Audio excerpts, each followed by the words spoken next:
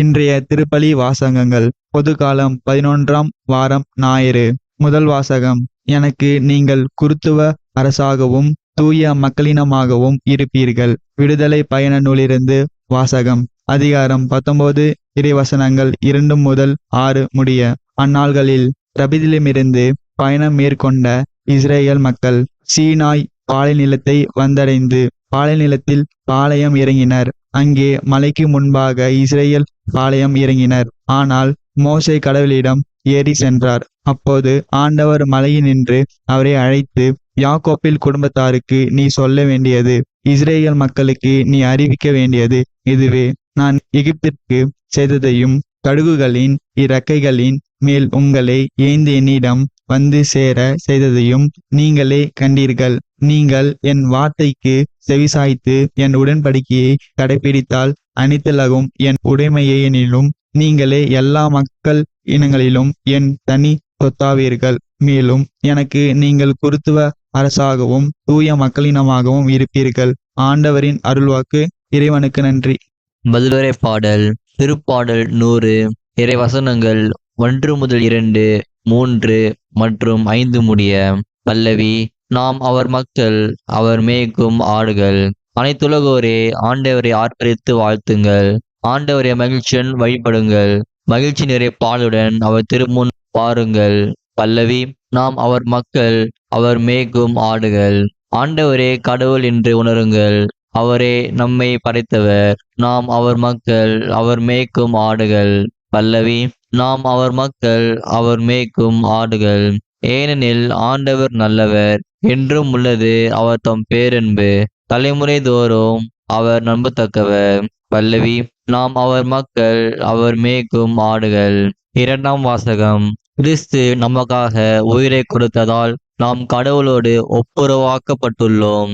திருத்துதர் பவுல் ரோமைக்கு எழுதிய திருமுகத்திலிருந்து வாசகம். அதிகாரம் 5 இறைவசனங்கள் 6 முதல் 11 முடிய. சகோதர சகோதரிகளே, நாம் இறைப்பற்று இன்றி வலுவற்று இருந்த போதே குறித்த காலம் வந்ததும் கிறிஸ்து நமக்காக தம் உயிரை கொடுத்தார். நேர்மையாளருக்காக ஒருவர் தம் உயிரை கொடுத்தலே அரிது. ஒருவேளை நல்லவர் ஒருவருக்காக யாரேனும் தம் உயிரை கொடுக்க துணியலாம். ஆனால் நாம் பாவிகளாயிருந்த போதே கிறிஸ்து நமக்காக தம் உயிரை கொடுத்தார். இவ்வாறு கடவுள் நம் மீது கொண்டுள்ள தம் அன்பை எடுத்து காட்டியுள்ளார். ஆகையால் இப்போது நாம் கிறிஸ்துவின் இரத்தத்தினால் கடவுளுக்கு ஏற்புடையவர்களாகி அவர் வழியாய் தண்டனையிலிருந்து தப்பி மீட்பு பெறுவோம் என மிக உறுதியாய் நம்பலாம் அன்றோ? நாம் கடவுளுக்கு பகைவர்களாயிருந்தோம். அவருடைய மகன் நமக்காக உயிரை கொடுத்ததால் கடவுளோடு ஒப்புரவாகப்பட்டுள்ளோம். அப்படியானால் ஒப்புரவாகப்பட்டுள்ள நாம் வாழும் அவர் மகன் வழியாகவே மீட்கப்படுவோம் என மிக உறுதியாய் நம்பலாம் அன்றோ? அது மட்டுமல்ல, இப்போது கடவுளோடு நம்மை ஒப்புரவாகியுள்ள நம் ஆண்டவர் இயேசு கிறிஸ்துவின் வழியாய் நாம் கடவுளோடு உறவு கொண்டு பெருமகிழ்ச்சி அடைகிறோம். இம்மகிழ்ச்சியை நமக்கு தருபவர் கடவுளே. ஆண்டவரின் அருள்வாக்கு. இறைவனுக்கு நன்றி. நற்செய்திக்கு முன் வாழ்த்தோலே. அல்லேலுயா, அல்லேலுயா. இறையாட்சி நெருங்கி வந்துவிட்டது. மனமாறே நற்செய்தியை நம்புங்கள். அல்லேலுயா, அல்லேலுயா. நற்செய்தி வாசகம்.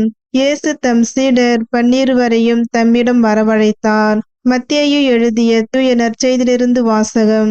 அதிகாரம் 9 இறை வார்த்தைகள் 36 மற்றும் அதிகாரம் 10 இறை வார்த்தைகள் 8. அக்காலத்தில் திரண்டிருந்த மக்களை இயேசு கண்டபோது அவர்கள் மேல் பரிவு கொண்டார். அவர்கள் ஆயர் இல்ல ஆடுகளைப் போல அலைக்கழிக்கப்பட்டு சோர்ந்து காணப்பட்டார்கள். அப்பொழுது அவர் தம் சீடரை நோக்கி, அறுவடை மிகுதி, வேலையாள்களோ குறைவு. ஆகையால் தேவையான வேலையாள்களை தமது அறுவடைக்கு அனுப்பும்படி அறுவடையின் உரிமையாளரிடம் மன்றாடுங்கள் என்றார். இயேசு தம் சீடர் 12 தம்மிடம் வரவழைத்தார். தீய ஆவிகளை ஓட்டவும் நோய் நொடிகளை குணமாக்கவும் அவர்களுக்கு அதிகாரம் அளித்தார். அத்திருத்துதர் 12 பெயர்கள் பின் வருமாறு. முதலாவது பேதுரு என்னும் சீமோன். அடுத்து அவருடைய சகோதரர் அந்திரேயா, செபதேயுவின் மகன் யாக்கோபு, அவருடைய சகோதரர் யோவான், பிலிப்பு, பர்தலேமியு, தோமா, வரி தண்டினவராகிய மத்தேயு, அல்பேயுவின் மகன் யாக்கோபு, ததேயு, தீவிரவாதியாயிருந்த சீமோன், இயேசுவை காட்டிக் கொடுத்த யூதாஸ் இஸ்காரியோத்து. இயேசு இந்த 12 அனுப்பிய போது அவர்களுக்கு அறிவுரையாக கூறியது, பிற இனத்தாரின் எப்பகுதிக்கும் செல்ல வேண்டாம், சமரியாவின் நகர் எதிலும் நுழைய வேண்டாம், மாறாக வழி தவறிப்போன ஆடுகளான இஸ்ரேல் மக்களிடமே செல்லுங்கள். அப்படி செல்லும் போது விண்ணரசு நெருங்கி வந்துவிட்டது என பறைசாற்றுங்கள். நலம் குன்றியவர்களை குணமாக்குங்கள், இறந்தோரை உயிர் பெற்றெழ செய்யுங்கள், தொழு நோயாளரை நலமாக்குங்கள், பேய்களை ஓட்டுங்கள், கொடையாக பெற்றீர்கள், கொடையாகவே வழங்குங்கள். ஆண்டவரின் அருள்வாக்கு. கிறிஸ்துவே உமக்கு புகழ்.